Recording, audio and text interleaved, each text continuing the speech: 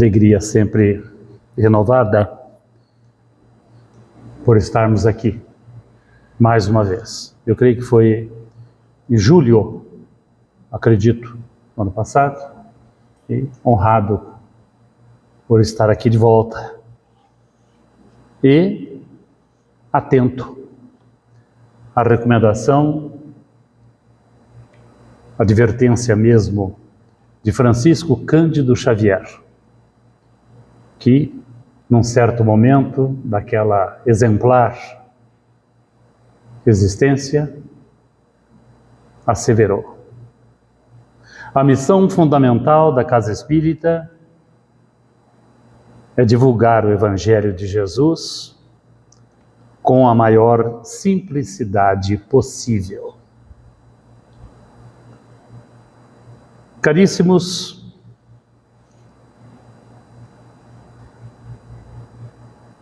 eu guardo gratas recordações da minha infância. Nasci em zona rural e lá permaneci até os 10 anos.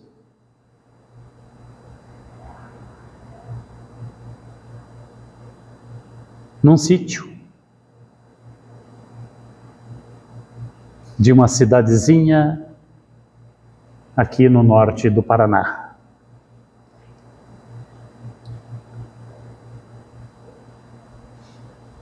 Desde tenra idade, alguns fatos marcantes ocuparam a minha mente.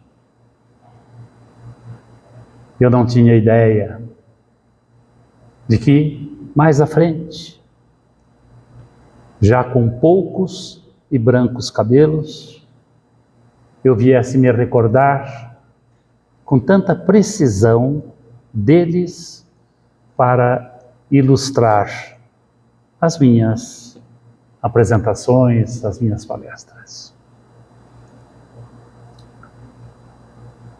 Lembro-me de uma noite. Estávamos no quintal da nossa casa, na parte mais alta, eu e o meu pai. Eu era um toquinho de gente. Ali dos primeiros momentos da década de 50, eu nasci em 1948.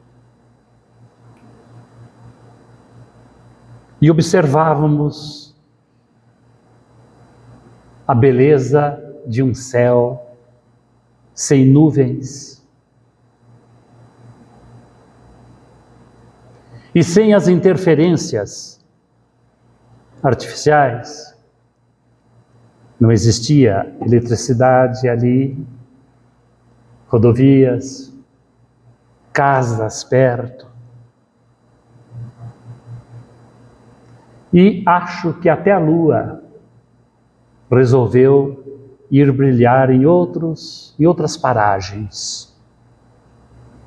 Era o esplendor de um céu de beleza incomparável. Como se não houvesse espaço para se fixar mais um pontinho luminoso de tantos que existiam. Lembro-me que nesta noite, nós, em silêncio, como se fosse proibido falar, vislumbrávamos na linha do horizonte, bem ao longe, de vez em quando, algumas descargas elétricas. E quando percebíamos o raio, o clarão, bem distante, ficávamos atentos, eu e o papai, aguardando a chegada do trovão.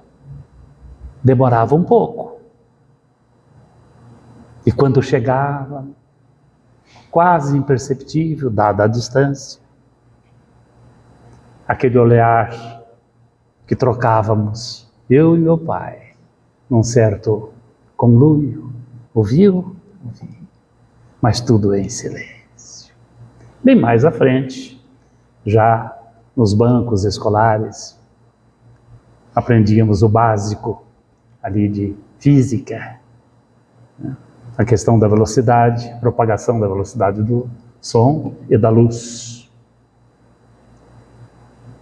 O som, muito rápido, 340 metros por segundo, mas comparado com a velocidade da luz, é bem lento. 300.000 quilômetros em um segundo. Por isso que havia descarga ao longe. E de pronto, nossas retinas acusavam, mensagem para o cérebro, víamos a descarga, não importando a distância. Mas o som, rápido, mas demorava um pouco a chegar. Essa cena desse céu estrelado, da velocidade da luz, ficaram bem guardadas na minha tela mental. De um menininho, uma criança, para vir me lembrar depois. Com esta clareza com que estou retratando aqui. Do esplendor daquele céu repleto de estrelas, uma pergunta, uma constante, todos nós, em algum momento de nossas existências. Quantas estrelas existem no céu? Quantas? Durante um bom tempo, século passado,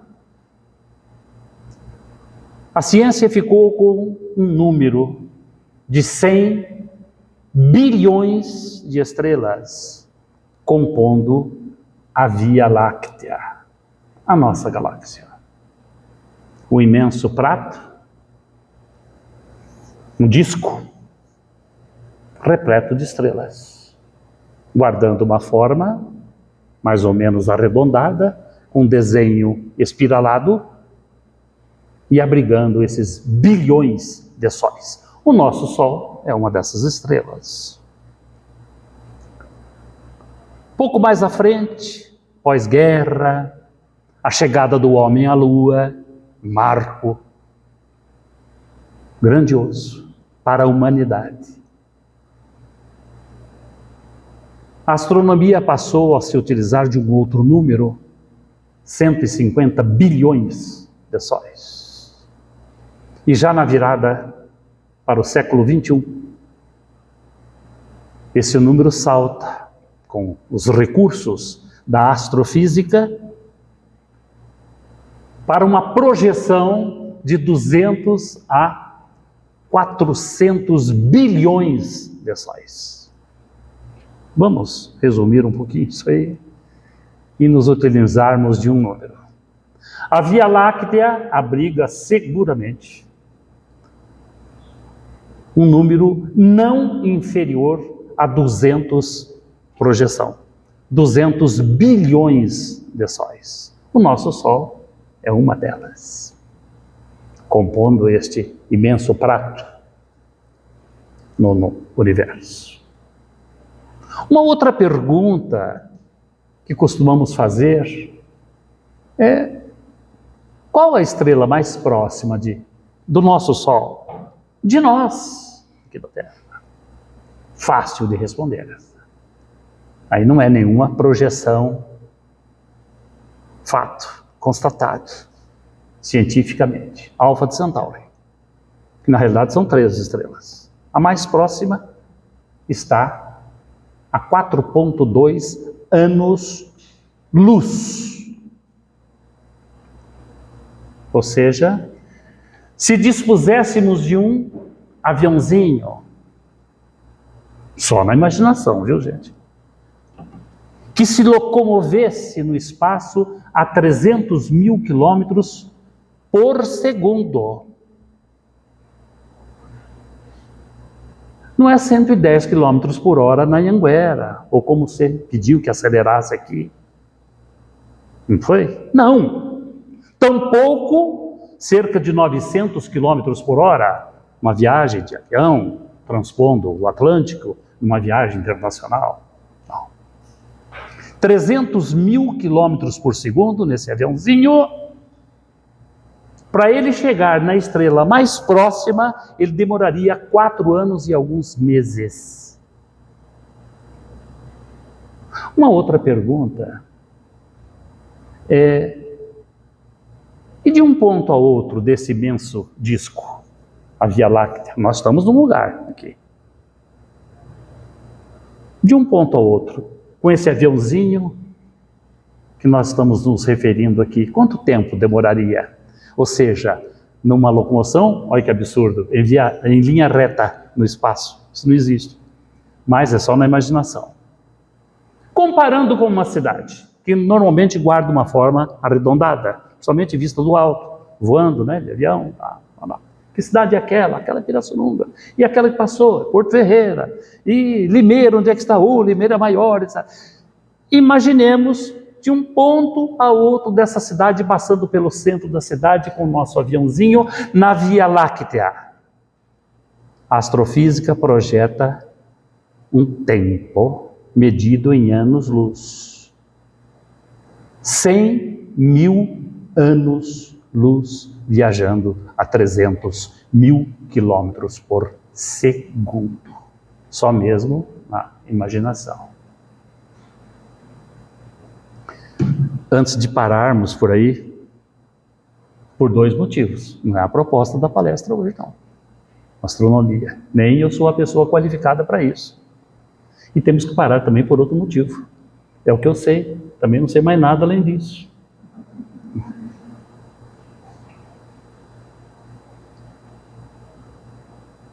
Meus amigos, essa expressão que nós aprendemos desde os tempos de criança, que a Terra é um grãozinho de areia num imenso areal, falar isso é um absurdo. Um grãozinho de areia é muita coisa para nós fazermos uma comparação da Terra com o universo conhecido com a ciência do homem. A nossa ciência é muito menos.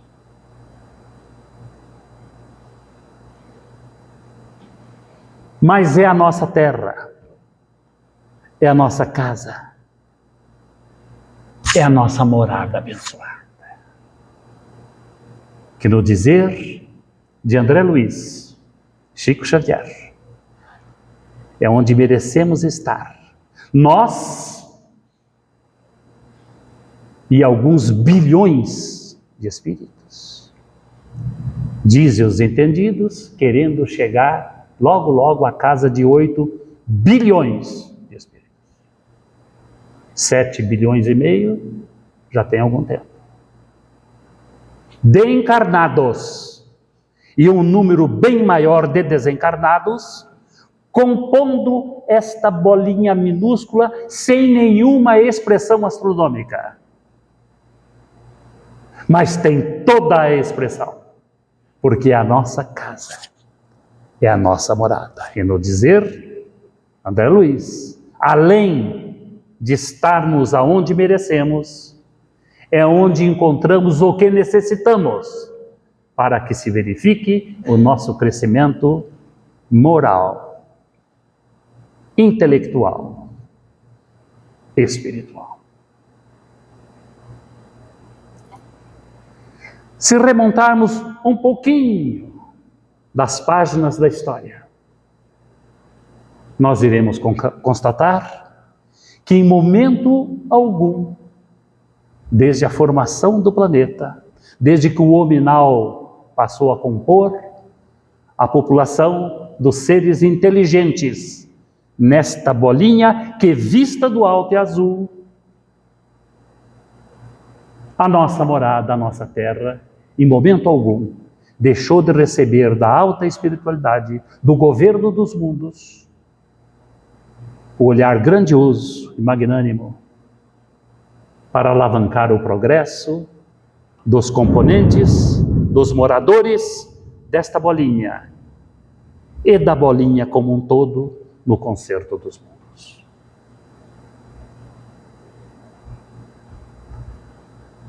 A época de Jesus, ou seja, há 2000 anos, um desses luminares esteve visitando esta bolinha nossa, o nosso planeta.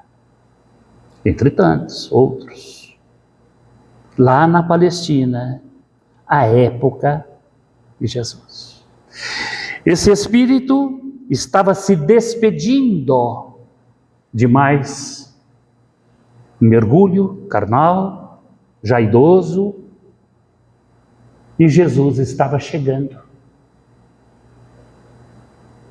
Era a chegada do Mestre maior e a partida de retorno à espiritualidade de um espírito grandioso. A descrição desse espírito ali na Judéia, possivelmente, com residência fixada em Jerusalém, na capital,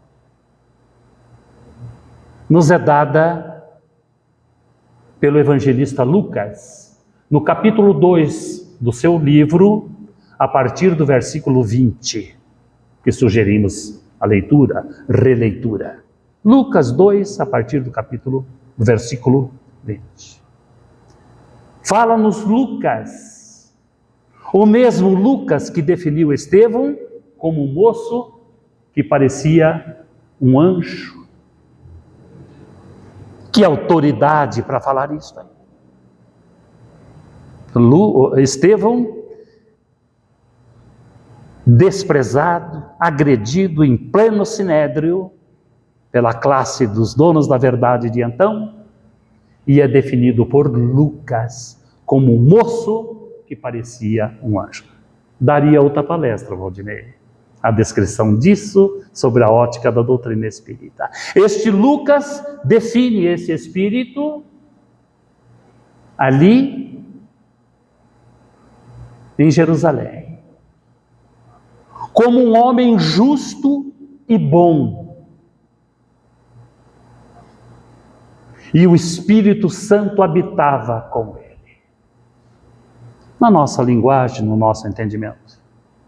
Um homem justo e bom, isso nós entendemos também.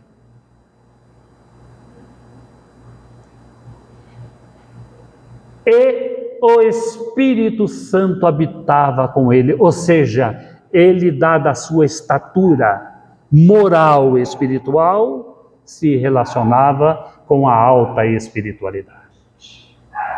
Seu nome? Simeão. Lucas capítulo 2, a partir do versículo 20. Simeão foi-lhe prometido pela espiritualidade que antes do encerramento daquela jornada terrena, ele teria o encontro com o Messias. Simeão acreditava firmemente nisso, estava convicto, e ele estava ali velhinho já. Mas ele sabia que antes do retorno ao seio de Abraão, ele teria oportunidade de estar com o Messias. Por ocasião da festa da purificação de Maria, pois havia dado à luz um menino. Havia uma cerimônia de purificação e da dedicação do primogênito para o Senhor.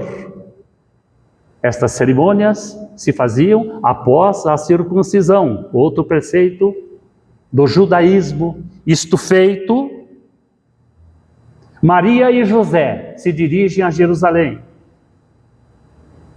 Saem da distante Galileia ao norte, e vão à província da Judéia ao sul, onde estava o templo, em Jerusalém.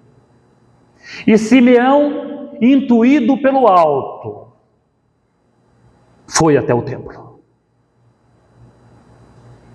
E lá chegando, de pronto identifica o casal. Maria com o bebezinho no colo. Jesus. Possivelmente com cordão umbilical. É possível. Também não importa se estava ou não. Mas para vocês terem uma ideia, se tratava de um recém-nascido. Porque o registro de Lucas é logo após a cerimônia da circuncisão, que era praticado por religiosos, um descendente da tribo de Levi, um religioso. Simeão toma o menino nos braços de Maria e mantém um diálogo mental com aquela criança. E ao devolver a sua mãe, profere palavras proféticas. Daí a recomendação que fazemos, ou melhor, a sugestão, para que leiam no registro de Lucas, no seu livro, no capítulo 2, a partir do versículo 21. Falando da destinação daquele menino, o que ele iria provocar para o soerguimento e queda de pessoas, para a supremacia do povo de Israel no concerto dos mundos. E termina ali as suas proféticas palavras, falando que uma lâmina de tristeza transpassaria o seu coração.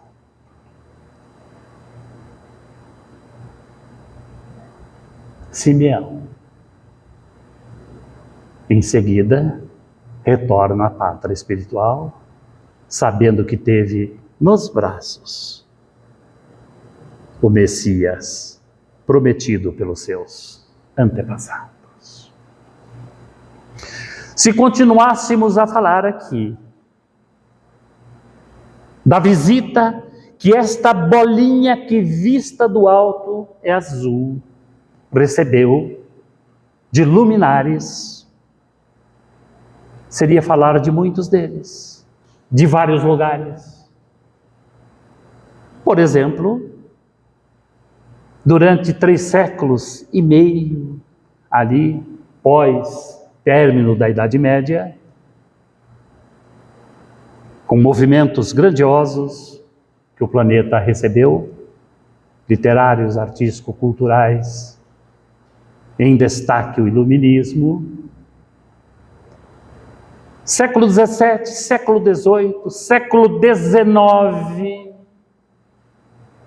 quais estrelas cadentes que eu e meu pai vislumbrávamos ali no início da década de 50, naquela noite belíssima, riscando os céus.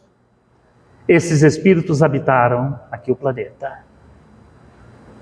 Novos tempos, a Revolução Industrial um pouco à frente, o século XX ainda abrigando 2 grandes conflitos mundiais. Esses espíritos aqui estiveram, com as suas luzes, e em desencarnando, reencarnam muitos deles, agora em várias partes do planeta. Aqui no Brasil tivemos o Lavater de antes, lá em solo europeu, na Suíça, que reencarna aqui como Eurípides Barçanufo, numa curtíssima existência de 48 anos apenas. É como se a alta espiritualidade falasse: um tempinho ele vai passar lá com vocês. Só 48 anos, 1880 a 1918. Apenas um exemplo. Querem mais um só? Na França, século XIX, com o químico Pasteur, Louis Pasteur, que no seu mergulho grandioso no mundo infinitamente pequeno, a química, ele erige um marco para o planeta, no que tange a procedimentos médico-hospitalares, antes de Pasteur e depois dele. Mas não somente de nomes grandiosos, das artes, das ciências, preparando o planeta para transformações maiores, adequando a beleza do planeta a uma qualidade de habitantes compatível com a qualidade do planeta, mundo de regeneração. Vários agiram e continuam agindo nesse trabalho grandioso, pois como cantou Dario Veloso, pelas mãos de Francisco Cândido Xavier, tudo na Terra sofre implacável mudança. Polo a polo, alma a alma, em ritmo profundo, mês a mês, dia a dia e segundo a segundo, a vida se renova, aprimora-se e avança. Mas não somente os grandes que deixaram as suas marcas por onde passaram.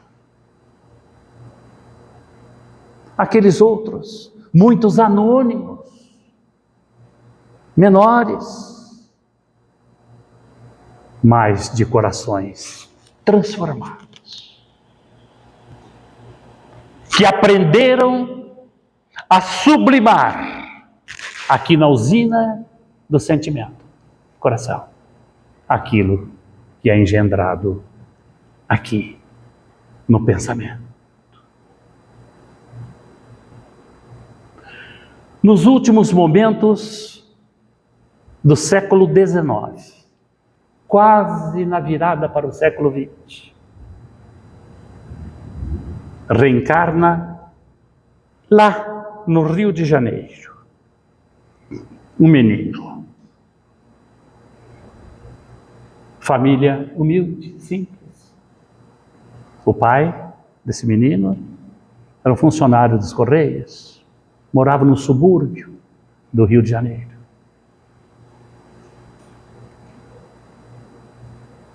Seu nome? Alfredo. Nome do pai, que se chamava Alfredo. Alfredo da Rocha Viana. O menino, Alfredo da Rocha Viana Filho. Nome significa alguma coisa? Quando eu falei Pasteur aí, muita gente falou, Pasteur. Simeão é só. Ver Lucas. Se falássemos de Rousseau, né? Newton, Barçanufo, aí também é da doutrina. Mas Alfredo da Rocha Viana Filho, Rio de Janeiro, família pobre, subúrbio, família descendentes dos nossos irmãos da África, humildes? Não, né? O jovenzinho Alfredo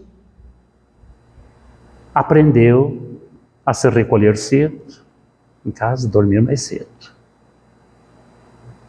Ouvindo os acordes que o pai e os amigos do pai arrancavam de instrumentos rústicos musicais. Era assim toda noite. E assim dormia o menino Alfredo, ouvindo os acordes musicais. No dia seguinte, portando uma flautazinha de bambu, o garoto encantava a todos com os arranjos que fazia daquilo que tinha ouvido na noite anterior. E assim cresceu esse menino. E rapidamente, mostrou as suas qualidades como músico, inicialmente com a flauta, clarinete e outros instrumentos musicais. Pois dentre as suas qualidades no universo da música, aquele garoto é o que nós qualificamos de multi-instrumentista com arte. Ele veio a se constituir numa referência dentro da nossa rica música popular brasileira.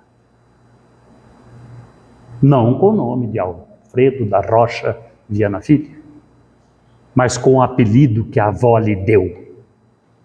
E assim o Brasil o conheceu e o conhece. E o mundo também. Pixinguinha, um gênio,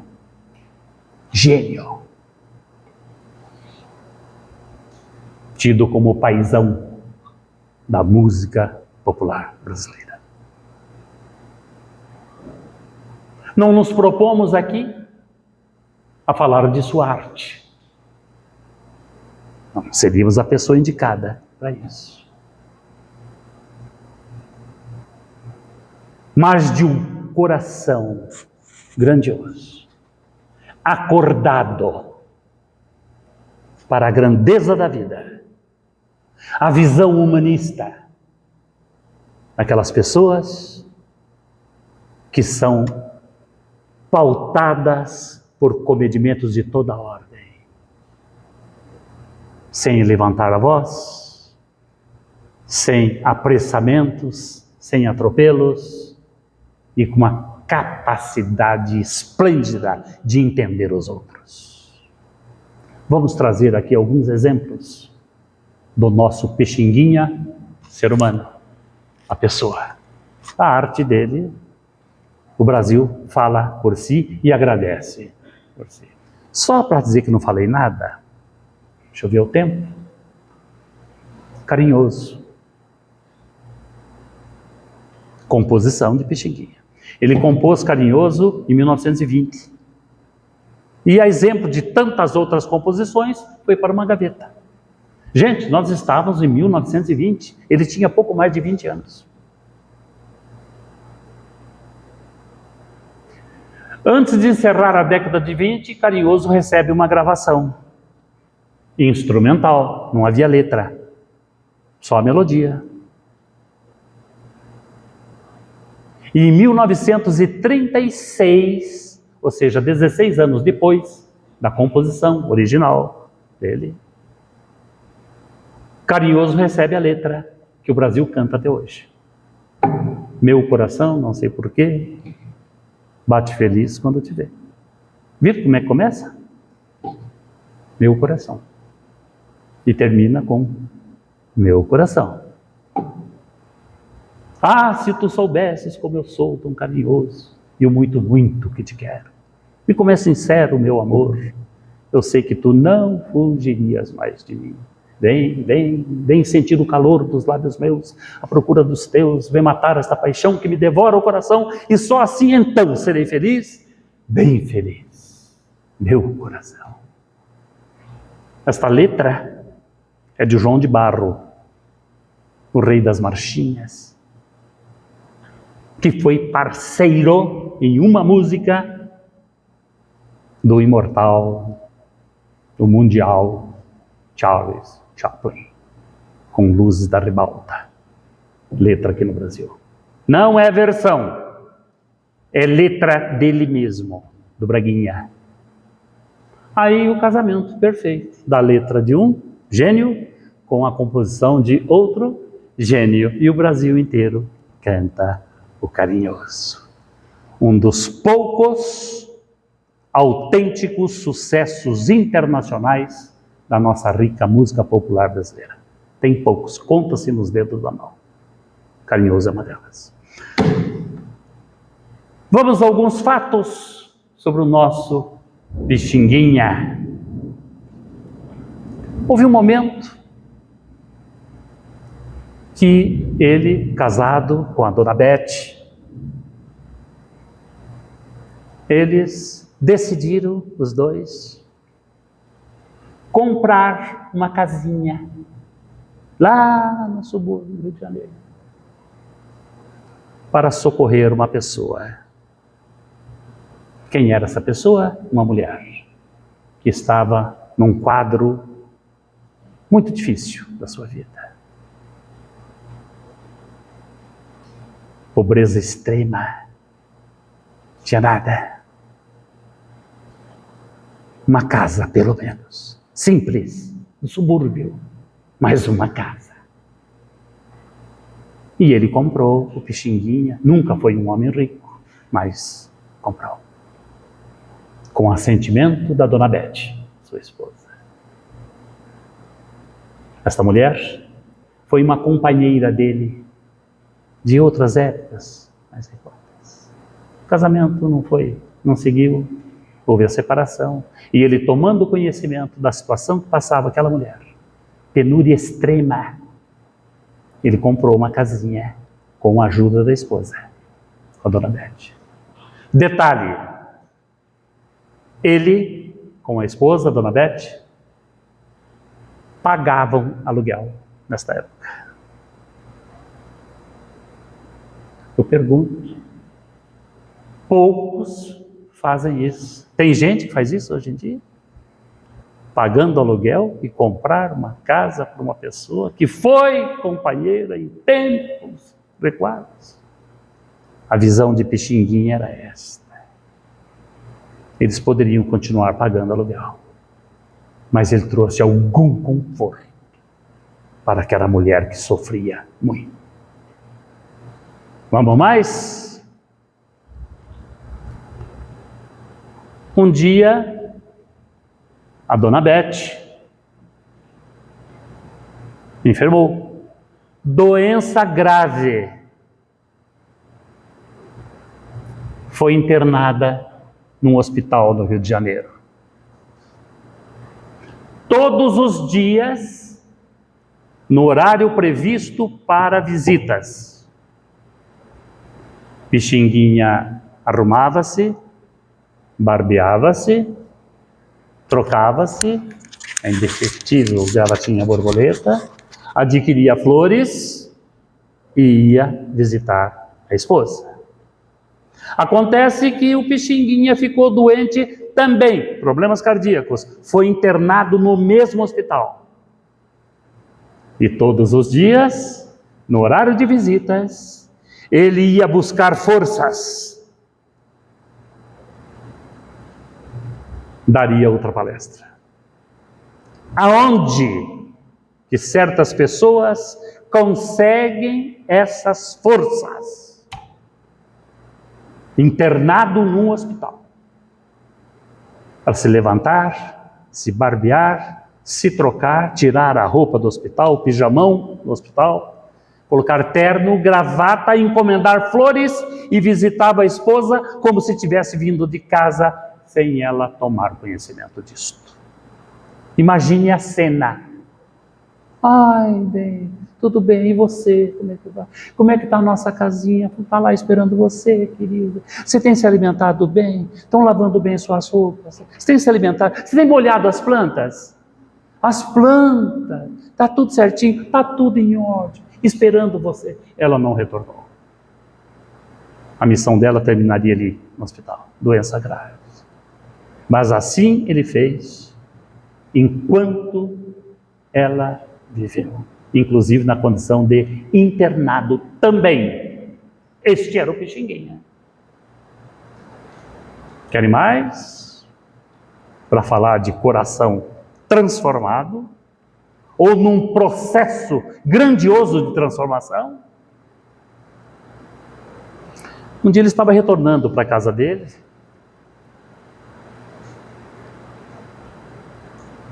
e como sempre o fazia, acompanhado de amigos, isso em plena madrugada. Era a vida do artista, né? É diferente da vida de outros trabalhadores, a maioria. E a dona Bete, então, estava encarnada, ficava aguardando o marido, o Alfredo, chegar, sempre acompanhado com os amigos. com quitutes, bolinhos, salgadinhos, docinhos, refrescos, para madrugada fora, se alimentarem, conversarem, para depois partir para o descanso. Todas as noites era assim. Um dia ele estava voltando sozinho, não tinha acompanhantes. E eu abro um parênteses aqui para dizer que este fato tem algumas versões, nenhuma delas foge da espinha dorsal, da história. Não. Mas tem com algumas variantes. Eu fico com aquela que eu ouvi a primeira vez e foi dentro de uma casa espírita. Ele estava retornando, de madrugada já, sozinho, quando de repente, o que aconteceu? Um assalto. Um moço, um revólver. Quando o moço identificou, porque Pixinguinha era uma figura conhecidíssima, o moço falou: o senhor me desculpe, que mico, estou assaltando o senhor. Eu falei: não, filho, está tudo bem. Esse era o Pixinguinha. Tudo bem, filho. Escuta, filho, é tarde já, você não está com fome, não? A gente sabe como é que é, né, chefia? A gente falou: escuta, vamos lá para casa. Você sabe, eu moro perto aqui. A Beth está esperando lá, a gente com uns amigos, umas coisinhas para comer, que ela prepara. Hoje não tem ninguém, vamos lá. O rapaz foi. Chegou lá: Beth, temos um novo amigo hoje. Lá vem a Beth, talvez de avental, não sei. Oi, prazer. Fica à vontade, filho. E o moço olhava aquela casa simples.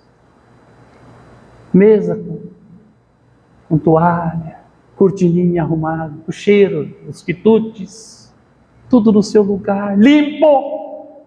Era um mundo diferente daquele rapaz. Era um assaltante, ali no subúrbio do Rio de Janeiro. E a conversa do Pixinguinha, o relacionamento dele com ela, bem de cá, bem de lá, que ajuda aí? Não, está tudo bem, já estou chegando, e não sei o quê. E o menino olhando aquilo, falou: nossa, um lar. De repente, chega a dona Beth com as bandejas, com os quitutes, e aquele menino comeu, se alimentou, comida saudável, feita com amor, tomou refresco, até que chegou um momento de ir embora, porque a vida daquele menino era fora dali, não na casa do Pixinguinha. Claro que não. Foram até a porta, se despediram, um abraço. Olha, quando quiser, meu filho, a casa está aqui, a porta está aberta. Esse era o Pixinguinha. Então, boa noite, meu filho. Boa noite, senhora. Volte sempre, meu filho. Fecharam a porta. A dona Beth dá um grito: Alfredo! Que foi, Beth? Ele não se abalava. O que foi, Beth? Ali, em cima do sofá. O que tem, filha? Um revólver. Falou: esqueci de falar. É que eu vi que ele estava armado, é lógico, foi assaltado. E eu perguntei se ele não queria vender o revólver. Ele falou: Falou: quanto que você queria no revólver? Ele disse lá um preço. E eu comprei. Falou: você comprou um revólver para quê? Falou: Beth, eu comprei de vontade de comprar, não é muito caro. Eles que estavam precisando do dinheirinho. Então, comprei o revólver. Depois a gente guarda aí, lá, vê o que faz. Tá bom? Perceberam? Recebe um assaltante em plena madrugada dentro de casa. Alimenta com alimentação saudável. Faz uma demonstração do que é um lar simples. Faz com que ele conviva num ambiente purificado e não a rua do assalto. Conversas edificantes. Ou seja, alimenta corpo e espírito. E o despede para a sua vida para o que ele tem que fazer, alimentado, agradecido, com o dinheirinho no bolso e desarmado. Esse era o Pixinguinha. Mais um pouquinho. Já em pleno sucesso com os 8 batutas.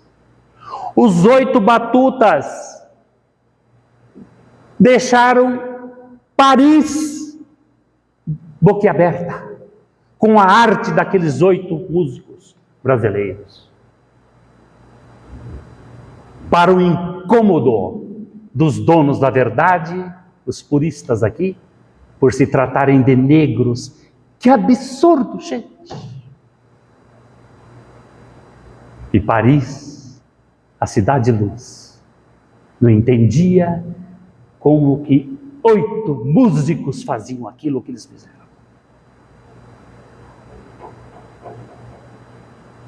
Um show no Rio de Janeiro, num hotel de classe, riquíssimo, com os 8 batutas. Lá vai o Pixinguinha, liderando seu grupo. Para entrar, não foi permitida a entrada. Negros, gente, você está pensando que é em outro lugar? É aqui no Brasil mesmo. É por outra entrada. Aí, a revolta. Como? A festa que tem aí é por nossa conta. Nós somos a motivação da festa. E nós não podemos entrar por aqui? Não, a entrada é pelo fundo.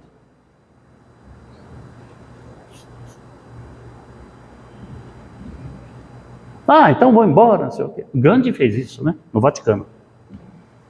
Não deixaram ele entrar, falou, mas eu sou o convidado. A festa está aí vou receber uma comida? Não, com essa roupa não. Então ele foi embora. Pixinguinha, calma. Batutas. Por onde é que entra, meu filho? Corredor aqui, a porta lá do fundo, vocês entram lá para os bastidores, depois vocês se apresentam aí no palco. Tá bom, vamos. E a palavra lamento, lamentação, lamentar, tudo aquilo que deriva desta palavra, ficou sendo repetida ali entre eles e pessoas sensatas, equilibradas. Pixinguinha, de tanto ouvir isto, é lamentável, temos que lamentar isso, não podemos permitir, lamento de cá, lamento de lá. Ele compõe lamento, uma das suas obras grandiosas. Foi a maneira dele responder com uma composição musical, intitulada Lamento. Amigos, voltemos a Simeão. Mas agora, não mais o registro de Lucas, no capítulo 2, a partir do versículo 20 do seu livro. Agora com Humberto de Campos,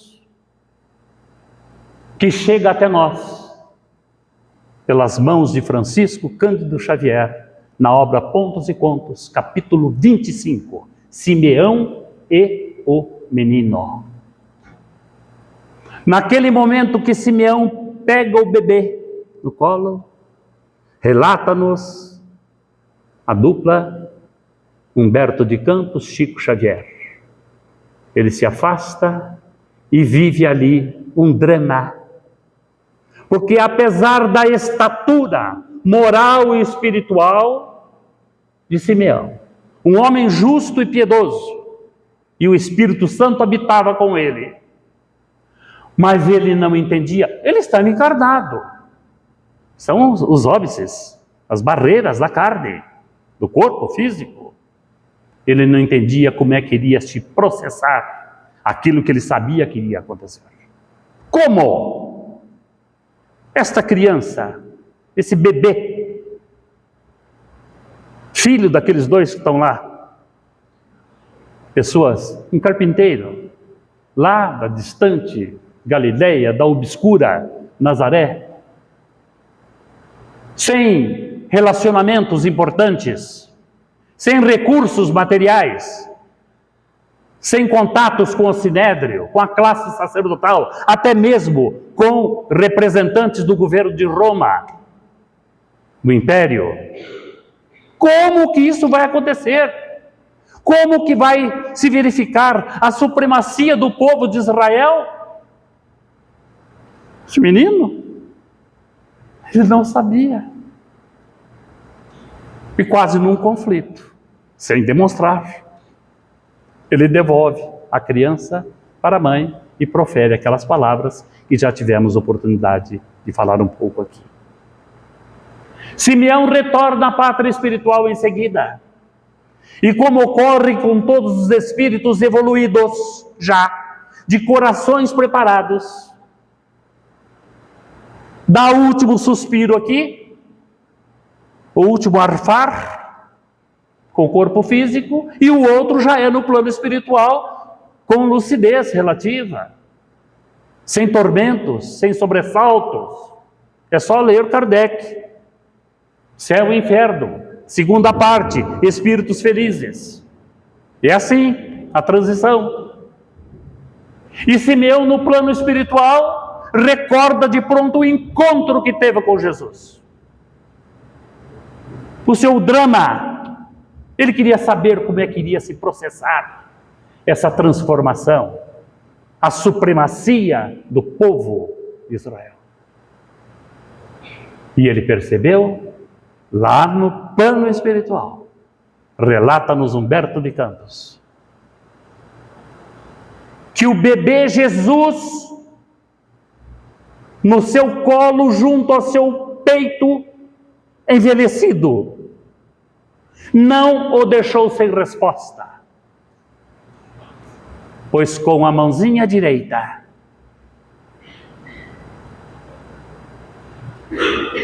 toca no peito de Simeão de um modo retimado por diversas vezes, como se dissesse: essa transformação não se fará de formas exteriores, com exércitos,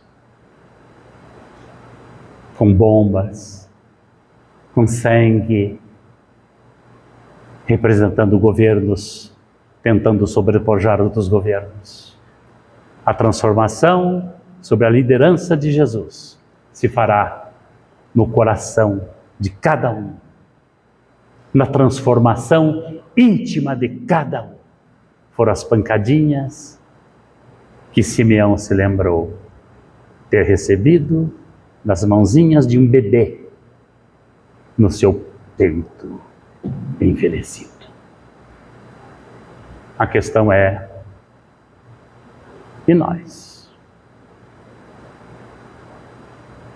Arejados com a grandeza de uma doutrina que instrui, que esclarece e consola, que temos feito com esta usina que aqui está, a usina dos sentimentos? Estamos sabendo transformar em operações úteis, grandiosas, para o nosso soerguimento, conforme propõe Jesus? Não podemos nos comparar com Simeão, e nem outros tantos. E o Pixinguinha? Também não? Está difícil fazer o que ele fazia? Dentro daquela simplicidade contagiante que o identificou como um grande? Ainda não? Então precisa começar ou dar prosseguimento ao que mal começamos? E quando é que começa isso? Tem que esperar o quê? O tempo melhorar? A aposentadoria? Os filhos crescerem? Terminar de pagar a casa?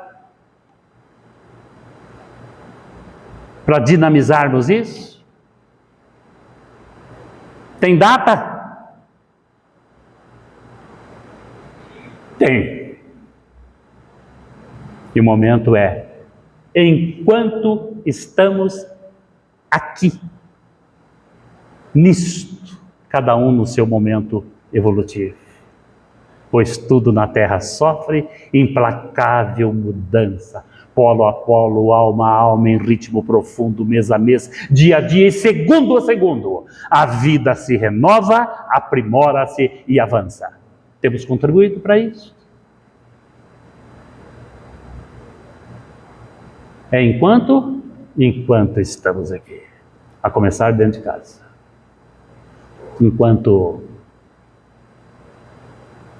Enquanto há céu azul para os teus olhos. Deixa que a luz de Deus te ajude e guarde. E reflete-lhe as bênçãos para a vida. Antes que seja tarde. Enquanto o pensamento claro e belo em teu cérebro puro vibra e arde, cultiva a ideia nobre e redentora. Antes que seja tarde.